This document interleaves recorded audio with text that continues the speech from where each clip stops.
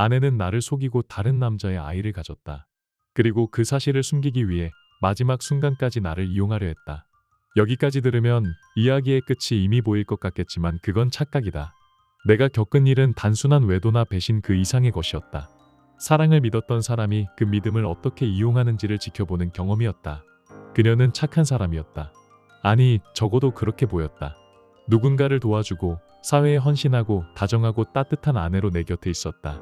그녀의 미소 하나에 나는 세상을 조금 더 믿어도 될 것 같았다. 그리고 그 믿음은 결국 나를 바닥까지 끌어내렸다. 나는 분명히 알았다.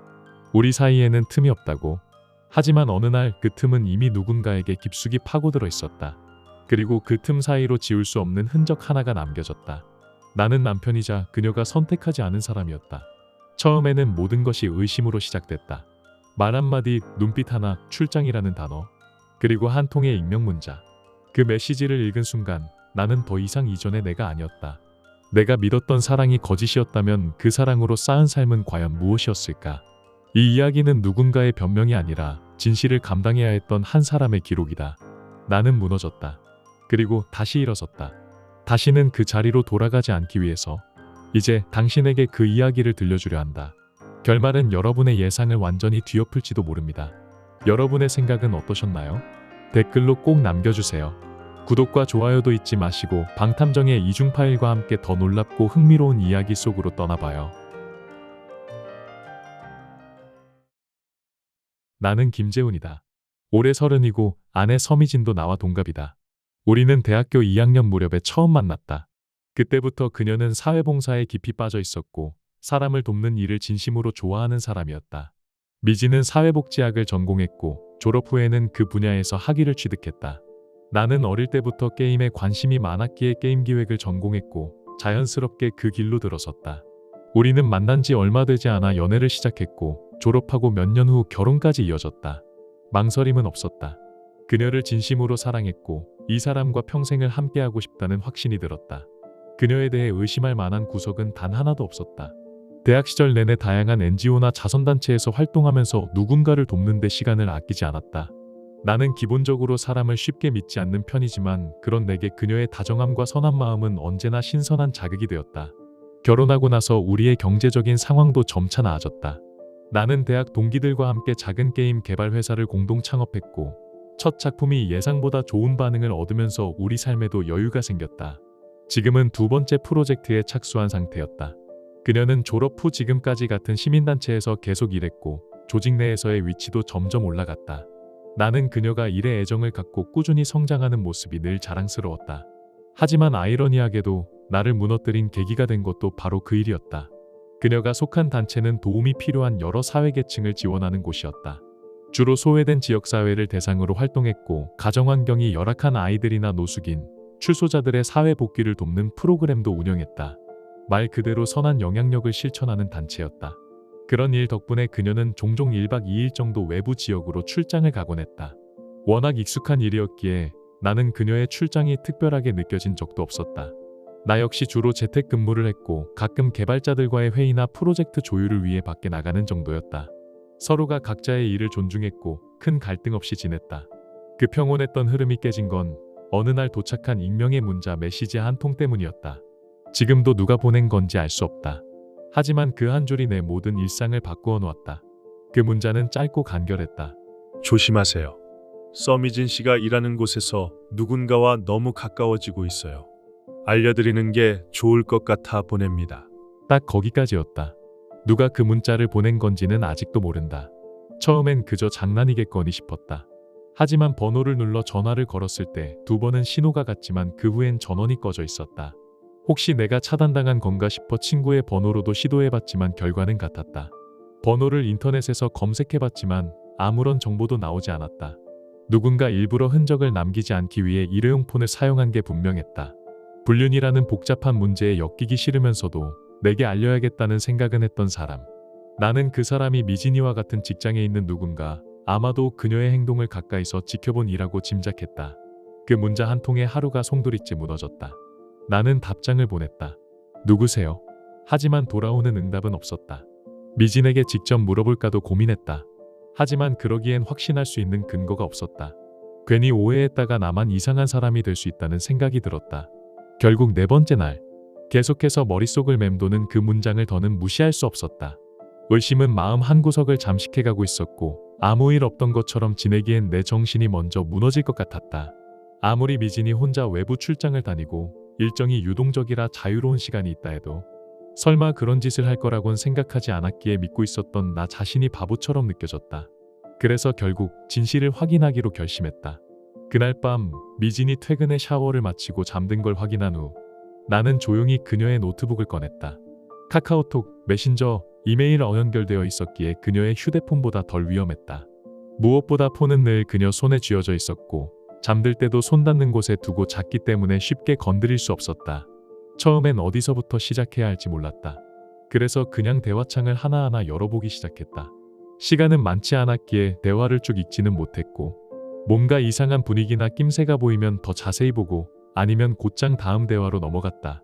대부분의 대화창을 다 훑었을 즈음 이상한 점은 딱히 보이지 않았다.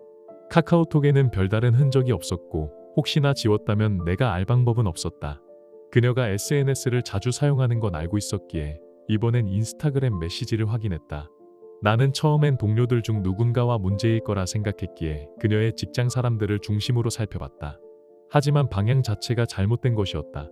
같은 일터라는 말이 꼭 동료를 뜻하는 건 아니었다. 그 남자의 프로필과 게시물을 보니 미진이 일하는 단체에서 지원하던 대상자 같았다. 형편이 어려운 지역 출신, 문장 구성도 어눌하고 프로필 사진이나 분위기에서 일반적인 사회생활을 하고 있는 사람처럼 보이지 않았다. 처음엔 내 착각이겠지 싶었다. 하지만 메시지를 읽어 내려갈수록 두 사람 사이에선 도저히 정상적인 업무 관계로 보기 힘든 대화들이 오가고 있었다. 말투는 조잡했고 지나치게 사적인 뉘앙스가 담겨 있었다. 그런데 더 충격적인 건 그녀가 그 분위기에 적극적으로 호응하고 있었다는 사실이었다. 단순한 농담이나 감정의 교류를 넘어서 이미 선을 넘은 느낌이 명백했다. 무엇을 어디까지 했는지 정확히는 몰라도 이미 내 마음은 찢겨나갔다. 그 순간 머릿속엔 수백 가지 질문이 떠올랐다.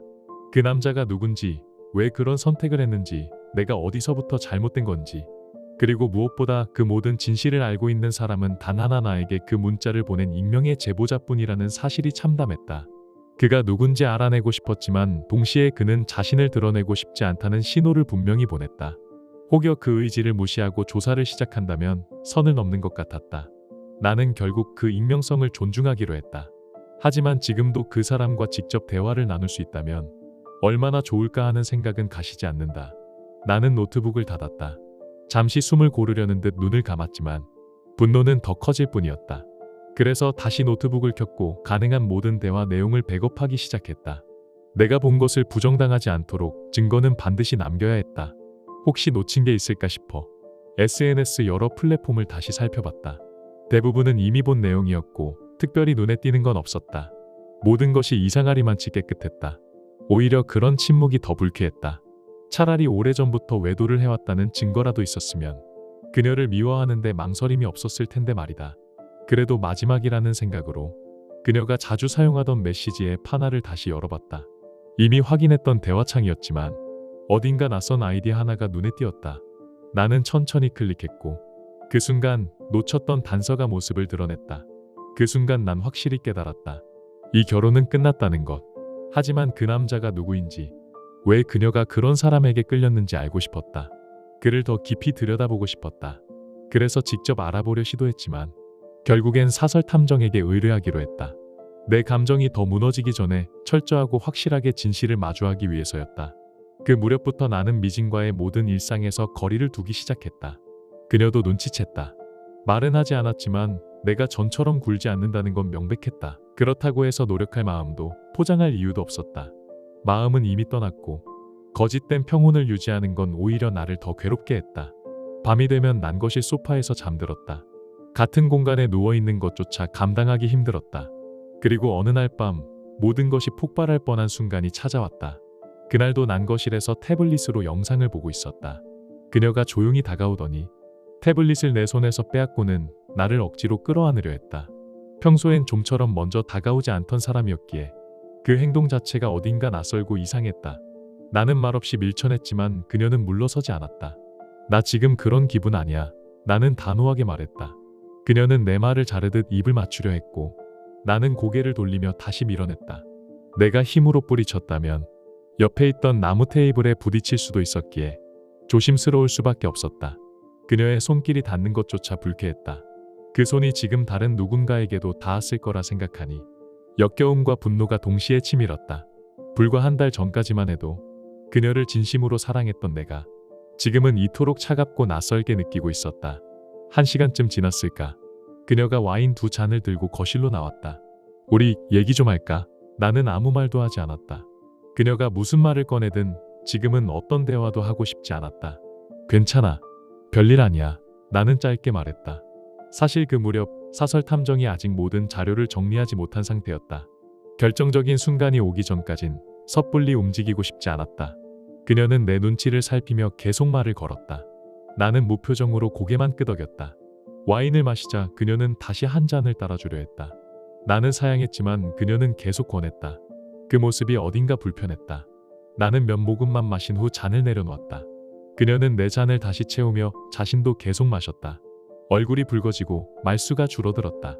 결국 그녀는 소파에 기대듯 앉아 눈을 감았다. 나 그냥 다 잊고 싶었어. 그녀는 흐릿하게 중얼거렸다. 그리고 잠시 후 몸을 가누지 못하고 그대로 고개를 떨구었다. 나는 그녀를 조심스럽게 안아 방으로 옮겼다. 이불을 덮어주고 나서도 한참을 멍하니 서 있었다. 그날 밤 나는 거실에서 조용히 잠이 들었다. 며칠 후 나는 그녀의 노트북을 통해 메시지 하나를 보게 되었다. 그녀가 누군가와 나눈 대화였다. 시간을 보니 그날 밤 이후의 메시지였다. 상대의 이름은 이도진. 처음 보는 이름인데 어쩐지 낯설지 않았다. 기억을 더듬다 보니 예전에 미진이 스치듯 말한 적이 있었다. 도진 씨는 요즘도 많이 힘들어 보여. 그때는 그냥 일 얘기겠거니 하고 넘겼지만 지금 생각해보면 그 사람이 바로 이도진이었던 것 같다. 그 이름이 이토록 또렷하게 박힌 이유가 이제야 선명해졌다.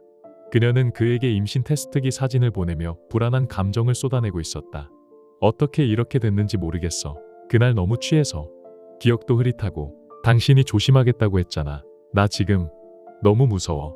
이도진은 대수롭지 않다는 듯한 반응이었고 그녀는 반복해서 말했다. 나 결혼한 사람이야. 지금 이건 정말 큰일이야. 나는 노트북을 내려놓고 자리에서 벌떡 일어났다. 숨이 턱 막히는 느낌이었다. 거실과 방 사이의 거리가 그 어느 때보다 길게 느껴졌다. 나는 조용히 방 안으로 들어갔다. 그녀는 깊은 잠에 빠져 있었고 나는 그녀를 한참 동안 말없이 바라봤다. 솔직히 말하자면 그 순간 내 안에는 매우 어두운 감정들이 소용돌이치고 있었다. 나는 아무 짓도 하지 않았다. 하지만 그날 나는 분명히 그녀를 증오하고 있었다. 결국 나는 조용히 돌아서 집을 나섰다. 밤 공기는 차가웠지만 머릿속은 그보다 더 차가웠다. 얼마나 걸었는지 모를 시간. 새벽 2시 그녀에게서 전화가 왔다. 화장실 갔다가 당신이 없는 걸 보고 놀랐어. 괜찮아.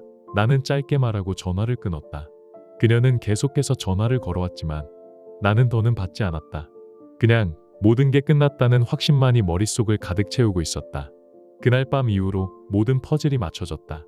왜 그녀가 그토록 억지로 다가오려 했는지, 왜 술을 계속 권하려 했는지, 우리가 마지막으로 관계를 가진 건 꽤 오래전 일이었다. 그런 상황에서 임신 사실을 내 탓으로 돌리려면 뭔가 증거가 필요했을 것이다. 그녀는 그걸 만들고 싶었던 거다. 만약 내가 그날 아무것도 모르고 있었다면 그녀가 계획한 대로 모든 걸 믿고 내 아이가 아닌 아이를 키우게 되었을지도 모른다. 나는 그날 밤 집에 들어가지 않았다. 동이 틀 무렵이 되어서야 나는 정신없이 법무사 사무실에 연락했다. 이혼 전문 변호사를 소개받았고 그날 바로 착수금까지 지불한 뒤 서류 작성에 들어갔다. 그 다음엔 사설 탐정에게 전화를 걸었다. 아직 조사가 끝나지 않았다는 말에 나는 지금까지 알아낸 것만 말해달라 고했다. 그가 말했다. 이도진, 가정폭력으로 1번, 상해죄로 1번, 불법 무기 소지로 또 1번 전과 3범, 게다가 아이를 낳은 여자만 4명, 자식 수는 6명, 세금은 내지 않았고 수입도 불분명. 한마디로 사회적 책임과는 거리가 먼 인물. 나는 그 정도면 충분하다 고 말했다. 그리고 사무실로 직접 찾아가 프린트된 자료를 받아들었다. 변호사에게 압박을 넣은 끝에 그날 저녁 안으로 서류 초안이 도착했다.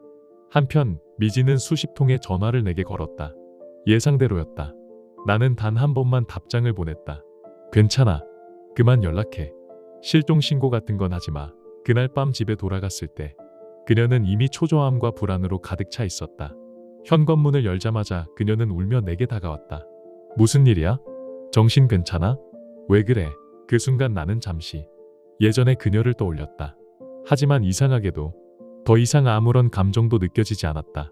내 정신 상태 망가졌어. 그리고 그건 너 때문이야. 나는 단호하게 말했다. 그녀는 숨을 멈춘 듯 말없이 내 옆에 앉았다. 손을 뻗어 나를 만지려 하자 나는 확고하게 밀어냈다. 그리고 말했다. 너랑 이도진 다 알아. 그녀는 눈을 크게 뜨며 뒤로 물러났다. 겁을 먹은 건지 충격을 받은 건지 나는 바랐다. 그녀가 무서워하길. 임신한 것도 알아. 그 아이 내 아이 아니잖아. 그녀는 입을 열지 않았다. 대신 눈물이 조용히 흐르기 시작했다. 소리도 내지 않고 그저 나를 바라보며 세상이 무너진 듯한 얼굴로 울고 있었다. 나는 물었다. 왜 그랬어? 설명 좀 해봐. 보통 같았으면 실수였어. 의미 없는 일이었어. 후회하고 있어. 같은 말을 꺼냈을 그녀는 이상하게도 이렇게 말했다. 나도 어떻게 이렇게 된 건지 모르겠어. 그녀는 말했다. 그 사람에겐 뭔가 이상하게 끌리는 게 있었어. 나는 묻지 않을 수 없었다. 제대로 된 직업도 없고 앞날도 안 보이는 사람한테 도대체 뭐가 너를 그렇게 끌리게 했다는 거야? 그녀는 말했다. 그 사람 나쁜 사람 아니야. 그냥 상황이 어려웠을 뿐이야. 나는 그런 사람들 많이 봤고 도와준 적도 많아. 그 말을 듣는 순간 그녀가 지금 이도진을 변호하고 있다는 사실을 깨달았다. 그녀는 자신의 외도를 감추려 하지도 않았다. 오히려 왜 그와 그런 관계가 되었는지를 이해해보라는 듯한 말투였다. 나는 고개를 저었다. 그만해. 그리고 말했다. 우리 이제 끝났어. 그녀는 잠시 말이 없었다. 그러다 떨리는 목소리로 말했다. 진짜 이렇게까지 해야 돼? 그 모습이 어쩌면 불쌍해 보일 수도 있었겠지만 그때의 나는 오히려 더 냉정해졌다. 나는 일어섰다. 그리고 마지막으로 이렇게 말했다. 너 그딴 인간이랑 잠자리를 가졌고 지금 그 사람 아이까지 베고 있어. 그게 지금 우리 현실이야. 더 이상 다른 선택지는 없어. 그리고 넌 내 인생에서 아무것도 가져가지 못할 거야. 나는 법적으로 할 수 있는 모든 걸 동원해서 너에게 단 한 푼도 남기지 않을 거야. 나는 그녀가 무슨 말을 하려는지도 듣지 않았다. 곧장 방으로 들어가 옷가방에 내 짐을 쓸어 담았다. 가방을 들고 차에 실은 뒤 조용히 그 집을 떠났다. 사실 법적으로 보면 내가 먼저 나간 것이 손해일 수도 있다. 그 집 임대 계약자도 나고 소유권도 내 명이었으니. 하지만 그 순간 나는 아무것도 기다릴 수 없었다. 그녀와 같은 공간에 더는 머물 수 없었고 그 어떤 것도 넘겨주고 싶지 않았다. 그날 이후로 나는 하나 확실히 배웠다. 아무리 다정하고 착해 보이는 사람도 어느 날 갑자기 등을 돌려 너와는 정반대의 인물에게 안길 수 있다는 것. 그 누구도 완전히 안전하진 않다. 이제는 나는 그렇게 믿는다. 시간이 좀 걸렸지만 모든 절차는 끝이 났다. 서미지는 이제 법적으로도 내 전 아내다. 이혼 과정은 순탄하지 않았다. 그녀는 내 재산의 절반을 요구했고 그 이유가 온전히 자기만을 위한 건 아니라는 생각이 자꾸 들었다. 그 돈으로 그 남자와 새로운 삶을 시작하려는 건 아닐까. 그런 상상이 머릿속을 떠나지 않았다. 이미 우리가 함께할 수 없다는 사실을 받아들인 순간부터 그녀가 어디로 가든 나는 상관없었다. 하지만 그녀가 내 노력의 결과를 들고 떠나는 건 용납할 수 없었다. 내가 고용한 변호사는 최고 수준은 아니었지만 다행히 그녀 측 변호사도 별반 다르지 않았다. 서류가 오가는 동안 나는 철저히 감정을 배제하려고 노력했다. 그리고 그 노력 덕분인지 결국 법원은 그녀의 재산 분할 청구 대부분을 기각했다. 판결이 내려진 날 나는 조용히 법정을 빠져나와 이제는 다른 이름으로 되어 있는 집으로 돌아왔다. 그날 밤 오랜만에 혼자 조용히 앉아 창밖을 보며 생각했다. 이 모든 일이 어떻게 여기까지 왔는지, 내가 무엇을 놓쳤고 무엇을 잘한 건지를. 그리고 며칠 후 지인을 통해 들었다. 그녀는 그 아이를 낳았고 결국 그 남자와는 연락이 끊겼다고. 요즘은 근처 저소득 주거 지역에서 홀로 아이를 키우고 있다고 했다. 나는 어떤 감정도 들지 않았다. 안타까움도 연민도 복수심도. 그저 그게 그녀가 선택한 삶이라는 것. 그리고 나는 더 이상 거기에 속하지 않는다는 것. 그 사실 하나만으로도 충분히 만족스러웠다. 결국 내가 먼저 집을 나온 게 불리하게 작용했다. 그 아파트는 그녀에게 돌아갔다. 임대 계약이긴 했지만 관리나 비용은 이제 전부 그녀 몫이다. 그게 그녀에게 어떤 의미일지는 나도 모른다. 나는 외도에 대한 명백한 증거, 그리고 그녀가 임신 사실을 이도진에게 먼저 알렸다는 메시지를 확보하고 있었다. 그걸 통해 그녀가 그 아이를 내 아이인 것처럼 꾸미려 했다는 정황도 함께 제출했다. 재판부가 어떤 판단을 내릴지 예측하기 어려웠다. 하지만 담당 판사는 보수적인 성향이었고 그녀가 결혼 중에 다른 남성과 관계를 맺고 그 아이를 임신했다는 사실은 크게 감안되었다. 결국 그녀는 집은 가져갔지만 그 외 대부분의 재산은 손에 넣지 못했다. 나는 양육비, 위자료 모두 면제받았고 그녀에게 나가는 건 단지 6개월치 임대료 정도였다. 그 정도는 감수할 수 있었다. 이제 그녀는 출산을 앞두고 있었고 그 아이는 분명 내 아이가 아니었다. 나는 생각했다. 그녀는 안정적인 삶을 살 수 있었는데 왜 굳이 5번째 아이를 가진 남자를 택했을까? 그 남자는 한 번도 누구와도 결혼한 적 없고 경제적으로도 불안정했으며 폭력 전과자였다. 그럼에도 그녀는 사랑하니까 라고 했다. 그 순간 깨달았다. 누군가를 구원하고 싶다는 감정은 때론 자신까지 침몰시키는 선택이 될 수 있다는 것. 그녀의 인생이 앞으로 어떻게 될지는 모른다. 하지만 나는 확신할 수 있다. 그 길 끝에 후회가 따라올 거라는 것. 나는 그걸 말로 할 생각은 없다. 그건 그녀가 직접 감당해야 할 몫이니까. 나는 더 이상 그녀의 인생과 아무런 상관이 없는 사람이다. 이제야 정말 자유로워졌다는 생각이 들었다. 그녀는 그녀의 선택을 했고 나는 나의 선택을 했다. 이제 남은 건 나 스스로를 다시 일으키고 다시 살아갈 삶을 제대로 만들어가는 것. 비로소 내 평온과 존엄을 지키기 위한 싸움이 끝났다. 1년이 지났다. 많은 것이 바뀌었고 그 사이 나는 조금씩 다시 내 삶을 되찾아가고 있었다. 게임 회사는 새로운 프로젝트에 들어갔고 나는 더 이상 혼란 속에서 방황하지 않았다. 혼자 사는 집은 생각보다 조용했고 밤마다 울리는 전화도 감정의 폭풍도 이제는 없었다. 그날은 평범한 주말 오후였다. 근처 도서관 앞 커피숍에서 미팅이 끝난 뒤 나는 혼자 가볍게 산책을 하고 있었다. 그때 유모차를 끌고 나온 익숙한 얼굴과 마주쳤다. 서미진이었다. 1년 전 내가 마지막으로 본 모습보다 훨씬 더 말라 있었고 눈 아래는 다크서클이 깊게 내려앉아 있었다. 그녀는 나를 보자 걸음을 멈췄다. 나도 마찬가지로 멈췄다. 우리는 한참을 그렇게 서 있었다. 그녀는 아무 말도 하지 않았다. 그저 짧게 고개를 숙였고 나는 아무 말 없이 조용히 고개를 끄덕였다. 유모차 안에 아이는 잠들어 있었다. 나는 아이를 보지 않았다. 굳이 볼 이유를 찾을 감정도 없었다. 그녀는 눈빛으로 무언가 말하고 싶어 했지만 나는 시선을 피하지 않고 천천히 다시 걸음을 옮겼다. 뒤를 돌아보지 않았다. 걸어가는 내내 심장은 이상하리만큼 고요했다. 슬프지도 분노도 없었다. 그냥 지나간 이야기로 받아들일 수 있을 만큼 나는 회복되어 있었다. 그녀는 그녀의 선택을 안고 살 것이고 나는 이제 내 선택의 결과 안에서 살아갈 것이다. 조금 늦게 찾아온 자유지만 나는 그 자유를 끝까지 지킬 것이다. 끝났다는 사실이 이토록 조용하고도 확실하게 다가올 줄은 몰랐습니다. 무너지는 순간들은 폭풍 같았지만 마지막 장을 덮는 일은 생각보다 조용했습니다. 사랑했던 사람이 그 모든 것을 무너뜨리고 떠났고 나는 그 잔해 속에서 나를 다시 일으켜 세워야 했습니다. 용서하지 않았습니다. 그렇다고 복수에 집착하지도 않았습니다. 나는 단지 나 자신을 지키고 싶었을 뿐입니다. 누군가를 믿는다는 건 결국 내 삶을 맡기는 일과 같습니다. 하지만 그 믿음이 배신으로 돌아왔을 때 가장 먼저 지켜야 할 것은 상대가 아닌 나 자신입니다. 미지는 선택했습니다. 그 선택이 어떤 결과를 가져올지는 그녀가 안고 갈 일입니다. 그리고 나도 선택했습니다. 나를 다시 사랑하겠다는 선택. 이제는 내 삶의 중심에 나를 두겠다는 선택. 사랑은 변합니다. 그리고 그 변화는 때론 무너짐으로 오기도 합니다. 하지만 그 무너짐 속에서도 사람은 다시 일어설 수 있습니다. 그건 복수가 아니라 존엄을 지키는 일이니까요. 이제는 과거를 뒤로하고 조금은 가벼운 마음으로 살아갈 수 있을 것 같습니다. 모든 걸 잃었다고 느낄 때 사실은 가장 중요한 걸 되찾은 순간일지도 모릅니다. 바로 나 자신. 당신은 어떻게 느끼셨나요? 댓글로 당신의 생각을 들려주세요. 이 이야기가 여러분께 작은 감동, 잠시 멈춰 생각해보는 계기, 혹은 바쁜 일상 속 따뜻함이 되어 주었다면 저희는 더할 나위 없이 기쁩니다. 여러분의 좋아요와 댓글, 구독은 이 이야기가 더 많은 사람들에게 닿을 수 있도록 따뜻한 다리 역할이 되어줍니다. 끝까지 함께해 주셔서 진심으로 감사드립니다. 늘 평안하시고 행복한 일들로 가득한 나날 되시길 진심으로 바랍니다.